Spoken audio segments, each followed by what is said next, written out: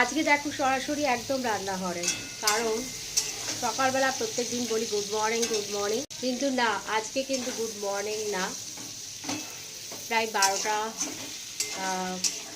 15-20 হবে এখন বাজে হয়তো। আমি একদম রান্নাঘরে চলে এসেছি। আমার এখন আজকে খুব খেতে ইচ্ছা হচ্ছে একটা পটল আলুর তরকারি। পটল আলুর ডালনা বলে অনেকে, আমি আবার তরকারিটাই বলি। সেটা খেতে ইচ্ছা করছে। আমি একদম লাল লাল করে পটলগুলোকে ফ্রাই করে নিয়েছি, আলু কেটে নিয়েছি, টমেটোও কেটে নিয়েছি। এই দেখো, সুন্দর করে পটলগুলোকে ফ্রাই করে নিচ্ছি।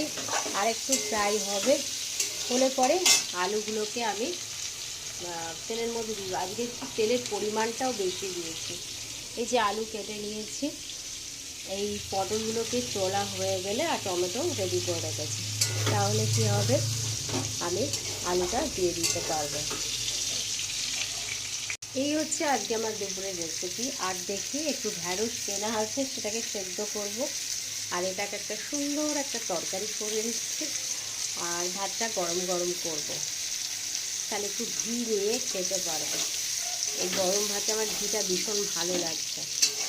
তো চলো, আর কি এই তরকারি রেসিপি আর কি শেয়ার করব। রান্নাটা করতে থাকি। আর ভিডিওটা ভালো লাগলে প্লিজ লাইক করো, কমেন্ট করো, শেয়ার করো।